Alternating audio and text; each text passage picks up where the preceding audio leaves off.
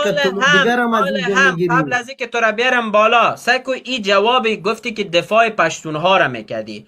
حال هم پشتونها مردم غیرتی داره، مردم با شرف داره، با عزت داره، با فرهنگ داره و مردم متمدن داره. من دوستشان دارم. من هیچ وقت به خودم اجازه نمیتم که به پشتون توهین بکنم و یا به تاجیک توهین بکنم.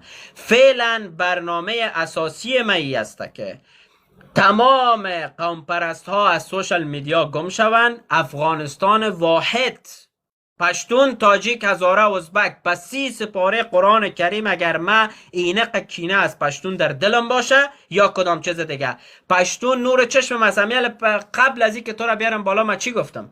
قبل از این قبول دارم شولیس، ما برای احترام دارم. یک قبل از این که من تو را بیارم بالا برادر عزیز، قبل از این که تو را من بیارم بالا، قبل از این گفتم که پشتون بدون تاجیک زندگی کردن نمیتونه، تاجیک بدون پشتون زندگی کردن نمیتونه. درست است؟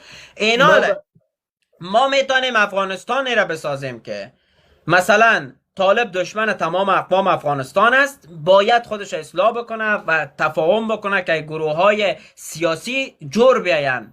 اینا سیاستمدار هستند، گروه های سیاسی، و ظلم نکنه سر مردم دیگه. و برای بزرگای اقوام افغانستان من خوش ندارم که اینجا یک تاجیک دو بخوره، خوش ندارم یک کلان تاجیک دو بخوره، خوش ندارم که یک کلان پشتون دو بخوره. اینی دیدگاه من هست و اگر در مفکوره من بری من فرق بیان پشتون و تاجیک نمیبینم. والله برای احترام دارم بر زمین آمدم. من مستقیما علیه طالب هستم، مستقیم دیگه. من که هیچ کسی کار ندارم، سیاست نمی کنم. ما برای احترام داری، نقه گپای خوب زدی، خوب بچه هستی. مثلا ما و اینجا لایف میکنیم سیس، هر روز اینا لایف آمدی گپ زدی سیس، زورت میکشه سری طالب نمیکشه. چرا درد سر جور کنیم؟ میکشه برادر عزیز، سایکو والا چی رقم میکشه؟ برادر عزیز ما در جنگ روانی قرار داریم، در جنگ روانی، در جنگ فکری یا جنگ تبلیغاتی. دنیای مدرن و پیشرفته است و جنگ تبلیغاتی است. وقتی که من کسی نیستم که سلاح بگیرم در دستم بجنگم علیه طالب یا علیه کس دیگه و طرفدار جنگم نیستم.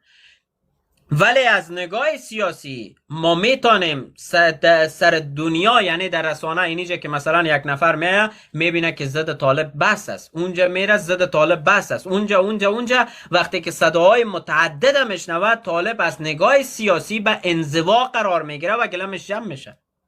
بیا در سر